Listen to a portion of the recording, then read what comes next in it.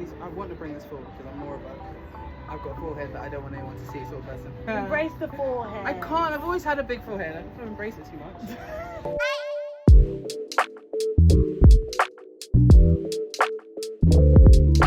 Hi, I'm Super Lady Gyokuyou and welcome to my new YouTube channel.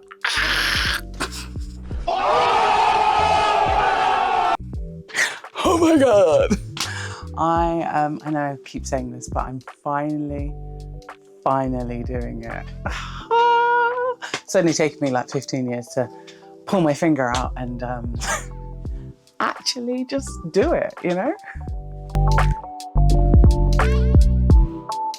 Okay, welcome to the second video of me making Gyokuyō. Who is Gyokuyō? Precious Empress Gyokuyō is, spoilers, is the current Empress in Apothecary Diaries. Basically, she's a character in an anime, and I created her costume, her outfit, her cosplay earlier this year.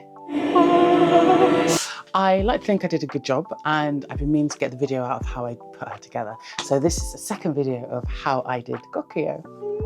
Okay, Gyokuyō, her outfit is actually really amazing. I said in a previous video that her outfit, how I found resources, was looking at traditional Hanfu. I was looking at Hanfu from, I'm gonna say, the Song Dynasty. I have to look at my notes, but I'm gonna say the Song Dynasty. So it's quite amazing. She's got a broad piece as a bodice and a lovely flowing skirt with a robe on top. The way in which I did it, look at the previous video because it shows how I broke it down. If this video is too bright, I'm still getting used to lighting. I like to think this lighting is kind of good, but it could be actually too bright. I've got two big soft boxes here and a fill light back there. So I think I may have gone a bit overboard, but either way, we're gonna keep going. So, this part of the video, I'm going to be explaining how I did some of the decorative parts, how I looked at some of the detailing, how I wanted to do some applique. Basically, applique is putting something on top and then just like stitching it down onto it so it gives it more of a 3D look. How I did that and how I made it look interesting. That's essentially this video. So please do follow if you like anime, you like cosplay, you like conventions, you like knowing what other people get up to when they're doing those things. Please follow. Follow, like, share, comment. I can't believe I'm saying all these things, but please do.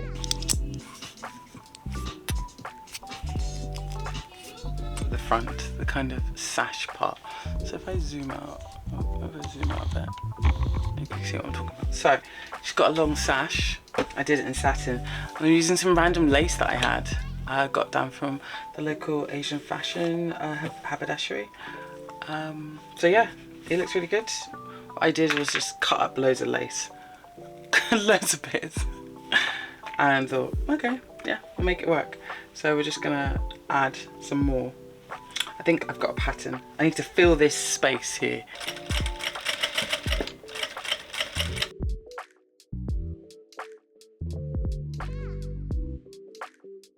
So I bought this amazing kimono fabric in Nishinipuri in Tokyo, like probably about 10 years ago. And I've had it for ages and it's 100% cotton.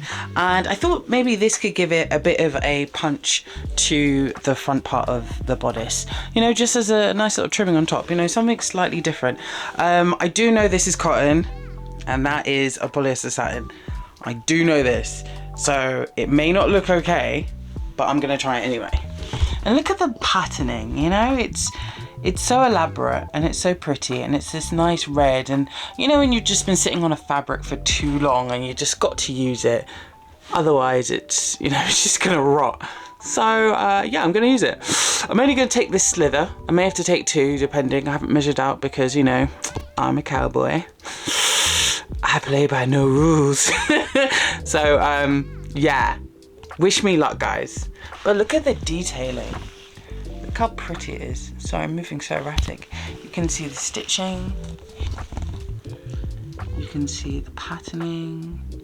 And it's quite thin on the other side. So it's just a basic cotton. It's quite thin. But it is very lovely. It's very lovely. But I'm gonna cut ya! I'm gonna put some more bits on to, like, you know, build. So, you know, whack and whack and whack, whack, whack, whack, whack, whack, whack, whack, whack. So I'm gonna put loads of bits on it and puff it up, and then I'm gonna stitch it down. So yeah, you know, this is gonna look sick. Yes, I then decided to stitch everything down. It looks much better when everything's stitched. You can use hot glue, or you can use fabric glue, or you can literally use an embroidery machine, or you can literally hand stitch this. Any way that you can create that pattern on the front, do it. I know some people have done some 3D printing, which has been really cool. But I decided just to take these pieces of lace, cut up from a bigger piece, and just like decorate the front. Yeah, I think it worked for me. I had this lovely burgundy fabric that I was going to create the obi piece for. So that's the sash that goes around the middle of her outfit. And it also holds up the drapey front part. I don't know what that's called. So yes, I measured my waist, and I measured the length that I wanted, and then I cut it into that shape. Nice and easy. I wanted it long. And then just to make sure that it looked okay, I just placed it against my body. After we overlock this fabric, because it does actually fray, not as much as organza or chiffon, but it does like fray up nicely. Then we're gonna just put some Velcro down. Nice bit of Velcro just holds it all together. I could put in some hook and eye or some pop-in buttons. I actually find Velcro for cosplay a lot easier. It just stays on and you can adjust it throughout the day. So yeah, highly recommend Velcro. And I done Velcro on a diagonal because I thought it would blend a bit better if I made the sash a bit more sideways. So yeah, once you have the sash sewn and turned inside out like a pillow, then a nice peachy pink ribbon laid across the middle, and that basically puts it all together. Okay, so going back to the robe, we have to put the gold trim around the edging. So the gold that goes around the robe. So you've got to put it the wrong way around, stitch it down, and then iron it flat the other side. So here's me just stitching it and making sure to have it even. I would say always pin if you can.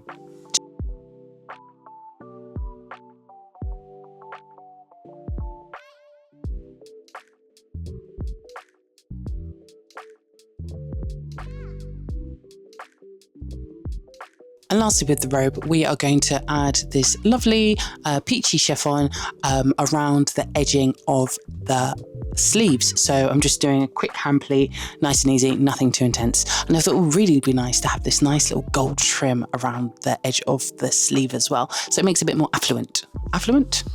Affluent. I didn't actually film this bit, which is really annoying, but I had this dark mauve pink like drapey material that I thought would be really good for a skirt. I made it really long and it hangs so lovely. So yes, after you've overlocked all the edges, then just hem it. Hem it nice and easy so you're not freaking out. I did put elastic at the top so that it's easily slip-onable, and it didn't cause me a lot of chaos or heartache. I'm not the best person when it comes to cosplay wigs, but I do know my way around synthetic. So with this hair, you've got to back it up and you've got to use a lot of heat and a lot of spray.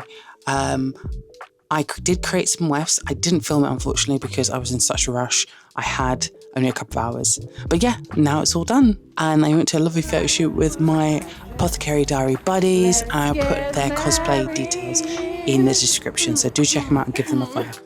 Thank you for watching my video. Thank you for catching up and thank you for joining. I don't think I have a name for my followers because right now I have 12 subscribers. Hey 12.